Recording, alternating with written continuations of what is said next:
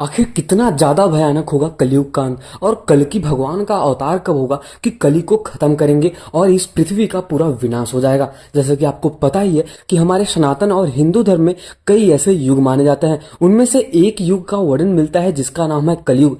इस युग में इंसान इंसान को ही खाएगा, धर्म, आस्था, भक्ति सब कुछ समाप्त हो जाएगा और यही होगा कलयुग। पुराणों और कई कवियों का ऐसा माना जाता है कि कली और कल्कि का होगा महाभयंकर युद्ध, जिससे पूरी सृष्टि का विनाश हो जाएगा और वापस से पूरा पृथ्वी जलमग्न हो जाएगी। फिर होगी शुरुआत सतयुग से। तो आज के इस वीडियो में हम जानेंगे कि कलयुग का अंत कब होगा और इसका जन्म कब हुआ था और आखिर ऐसा लोग क्यों कहते हैं कि जो कलयुग का अंत है वो बहुत ही ज्यादा भयानक होगा और बहुत ही ज्यादा भयंकर तरीके से होगा। तो बस वीडियो में अंत तक बने रहे और अगर वीडियो पसंद आए तो वीडियो को लाइक करें और चैनल को सब्सक्राइब तो अवश्य कर देना। सतयुग, त्रेता, द्वापर, ये कुछ ऐसे चार युग है जिनमें मानव अपना जीवन काल जीता रहता है और भक्ति जप तप करता रहता है।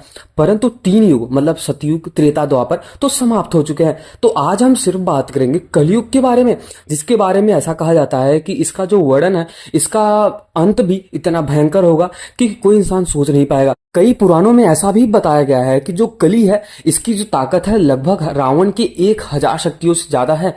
आप समझ सकते हो कि एक रावण था जो भगवान राम के सामने त्रेता युग में सबको परेशान करके रखा था। तो आप ये समझ लो कि जो कली पुरुष होगा वो रावण से लगभग 1000 गुना ताकतवर होगा।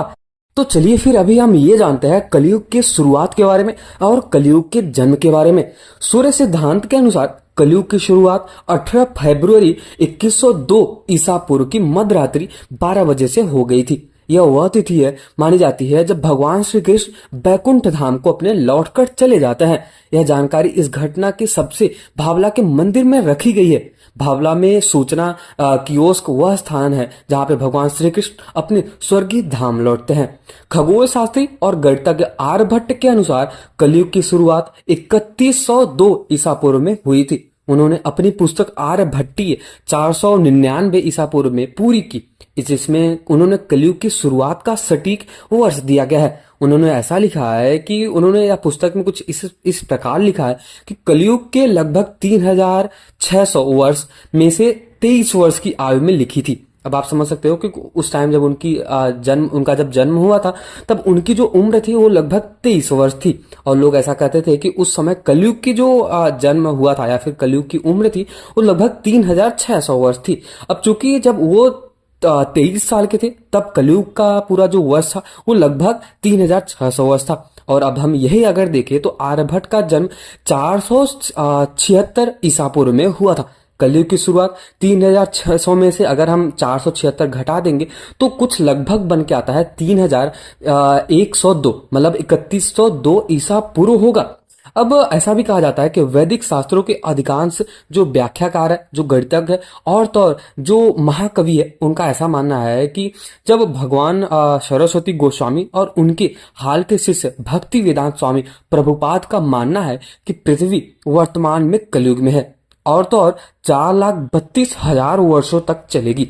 स्वामी श्री युक्तेश्वर और श्री परमहंस योगानंद जैसे अन्य लेखकों का यह मानना है कि अब एक आरोही द्वापर युग है जो प्रत्येक प्रमुख युग अवधि के भीतर चक्रों के स्तरों को दर्शाया जाता है।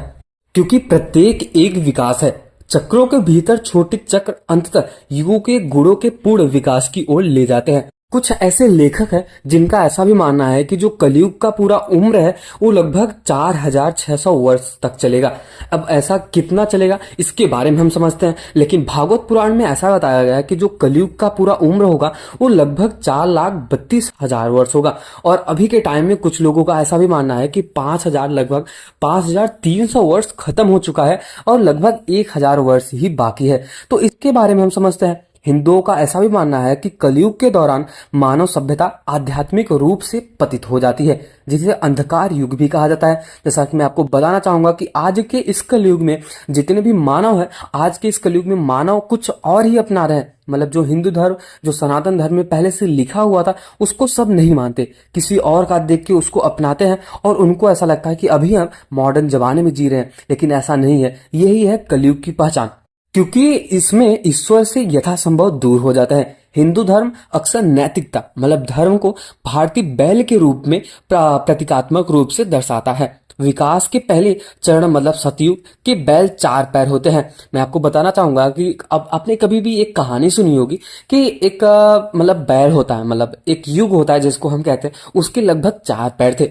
वो चार युग कुछ इस प्रकार थे कि सतयुग, त्रेता और द्वापर, और फिर जो है चौथा वो कलयुग है। अब ऐसा माना जाता है, और कुछ ऐसे जो ऋषि मुनि हैं उनका ऐसा कहना है कि हर एक युग में एक एक पैर टूटता चला जाता है, और लास्ट में अभी एक ही पैर है जिसका नाम है कलयुग। अब जब ये पैर टूट जाएगा तो समझो ये कलयुग का भी खात्मा हो जाएगा, और पूरा जो पृथ्वी है ये पूरा जलमग्न हो जाएगा, और वापस से पुनः स्थापना होगा सतयुग की। तब वहां पे वापस से भगवान विष्णु का अवतार होगा, और वापस से जो आस्था है, धर्म है, सत्य का निर्माण, ये सब कुछ शुरू हो जाएगा। अब हम बात करते हैं सतयुग का वर्णन।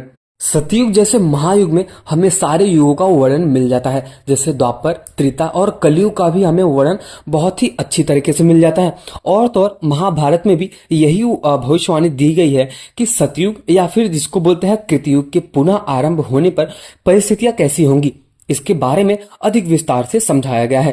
हे भरतवंशी, ऐसा एक प्रभु होते हैं, वो ऐसा बोलते हैं कि हे भरतवंशी, जब कृतयुग के आगमन पर पाप का पूर्ण नाश हो जाएगा और पुण्य की वृद्धि होगी, तब लोग पुनः धार्मिक अनुष्ठानों में संलग्न होंगे। सुंदर सुंदर उद्यान होंगे, यज्ञ भूमि, बड़े बड़े तालाब, वैदिक विद्यालय और महाविद्यालय, तालाब और मंदिर सभी जगह पुनः प्रकट होंगे। मतलब सतयुग या फिर हम बात करें कृतयुग, जिसको दोनों एक ही कहा गया है। कृतयुग के आगमन पर विभिन्न प्रकार के बलिदान भी किए जाएंगे। ब्राह्मण ईमानदार और अच्छे होंगे, तपस्वी होने के कारण ऋषि मुनि और बुद्धिमान होंगे। दुष्ट दुष्टों के कारण आश्रम पुनः सत्य के प्रति समर्पित होंगे और घर बन जाएंगे। सामान्य रूप से लोग सत्य का सम्मान और अभ्यास करना आरंभ कर देंगे। पृथ्वी पर बोए गए सभी बीज उपजेंगे। जैसा कि मैं आपको बताना चाहूंगा कि आज के समय में भी सबसे बड़ा समस्या तो ये हो गया है कि किसान अभी खेती भी नहीं कर पा रहे। सबसे बड़ा रीजन तो यही है कि लोग अभी जो कलयुग का महत्व है, जो हिंदू धर्म या फिर सनातन धर्म में बताया गया, उसको कोई भी नहीं मान रहा। अब ऐसा भी होगा कि राजाओं के राजा प्रत्येक ऋतु में प्रत्येक प्रकार की फसल उगेगी। जो लोग भक्ति पूर्वक दान करेंगे, व्रत करेंगे और धार्मिक अनुष्ठान करेंगे, ध्यान और यज्ञ मतलब जो वैदिक अनुष्ठान होते हैं, उसमें समवर्तित ब्राह्मण पुण्यात्मा और प्रसन्न चित्त होंगे। राजा पुण्य पूर्वक पृथ्वी पर शासन करेंगे। सतयुग जिसको कृतयुग कहा जाता है, उसमें वैश्य खुद को व्यापार के लिए समर्पित करेंगे, और वहीं ब्राह्मण अपने 6 कर्तव्यों के लिए समर्पित हो जाएंगे। क्षत्रिय वीरता के लिए प्रदर्शित होंगे और उनको वही माना जाएगा और उनको वही समर्पित होगा। शूद्र अन्य 3 वर्गों की सेवा के लिए समर्पित होंगे।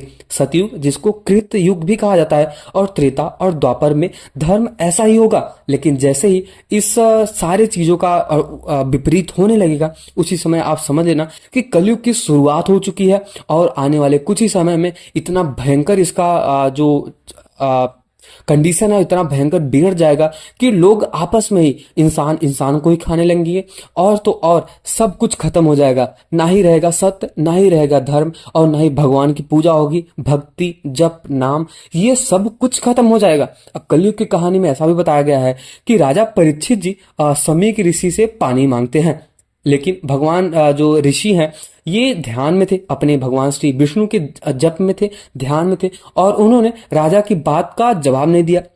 क्योंकि अगर किसी भी ऋषि को आप देख लो, अगर वो जप नाम कर रहे हैं तो उनके सामने क्या हो रहा है कुछ भी नहीं पता चलता। ठीक उसी प्रकार जब राजा परीक्षित ने ऋषि मुनि से वो पानी मांगा तो उन्होंने कुछ भी जवाब नहीं दिया। राजा को लगा कि उनका अपमान हुआ, और उन्होंने गुस्से में आकर ऋषि के गले में एक मरा हुआ सांप डाल दिया।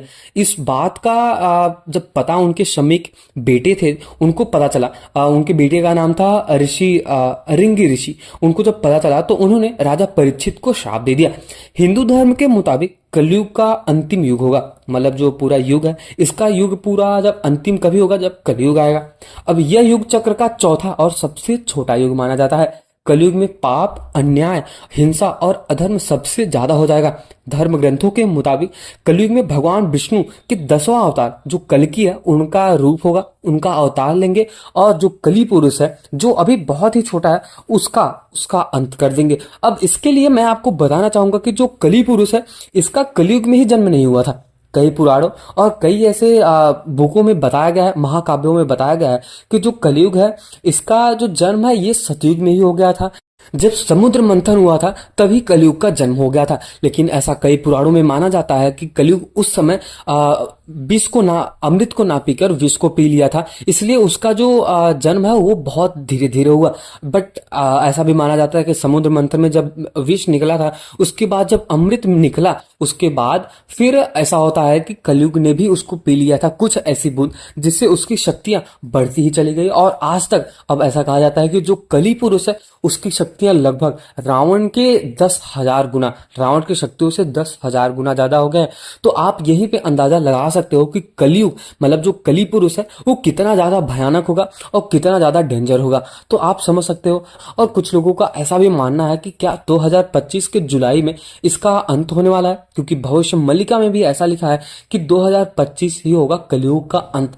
तो फिर अगर आपको ये वीडियो पसंद आया हो, सब कुछ जानकर कलयुग के बारे में, कली पुरुष के बारे में जानकर और सब कुछ के बारे में जानकर, जैसे मैंने आपको थोड़ा सा सतयुग के बारे में बताया, द्वापर के बारे में बताया और त्रेता युग के बारे में भी बताया। तो अगर आपको ये वीडियो पसंद आया तो वीडियो को लाइक करना और चैनल को सब्सक्राइब तो अवश्य करके जाना।